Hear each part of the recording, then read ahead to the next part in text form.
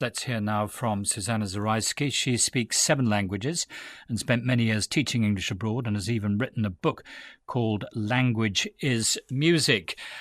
Is this reluctance to learn foreign languages just a feature of Britain, or do you think all English-speaking peoples?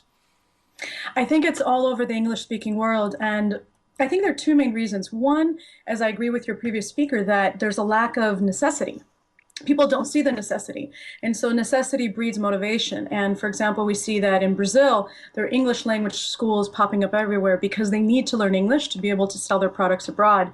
The other reason is that English speakers have little to no exposure to the sounds of foreign languages because almost all of our media is in English. So people in other countries will start to listen to music in English, watch programs from the United States or from the UK or from other parts of the world in English. And so they get used to the sounds. And prior exposure to the sounds of a language make it much easier for a student to learn a language. And it's much more fun when you have music and media. Is that what happened to you? I mean, were you exposed to foreign languages from a young age?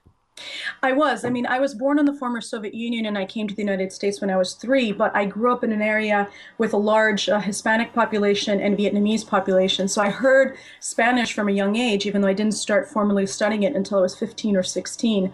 So I already knew a lot of songs in Spanish when I started learning. So when I had to learn grammar and words, I had a context in which to reference what I was learning in school. And because I already knew songs, I already knew some words, and it was fun, and I could pronounce things. So music is a huge aspect of language learning.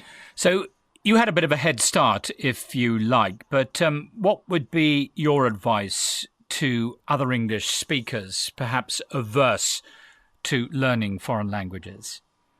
To find music that they like in the other language, to find television programs that they like in the language, to watch movies in the other language, because your heart has to resonate with the language. You have to actually like it because you live a language more than you study it.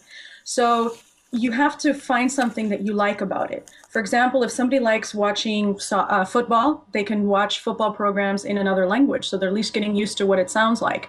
If they like a certain type of a movie, whether it's animation, they could look for those type of animation programs in other languages. And it's worth it, you reckon?